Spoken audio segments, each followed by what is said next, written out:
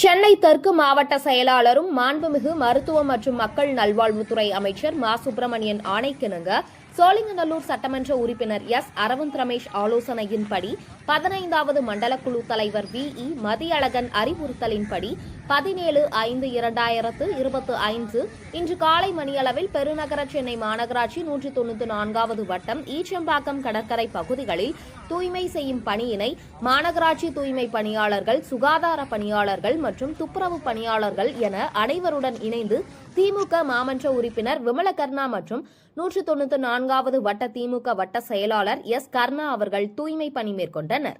இது அந்த பகுதி மக்கள் மாமன்ற உறுப்பினரையும் வட்ட செயலாளரையும் தொடர்ந்து தூய்மை பணியில் ஈடுபட்டுக் கொண்டிருக்கும் இவர்களே பொதுமக்கள் வெகுவாக பாராட்டினார்கள்.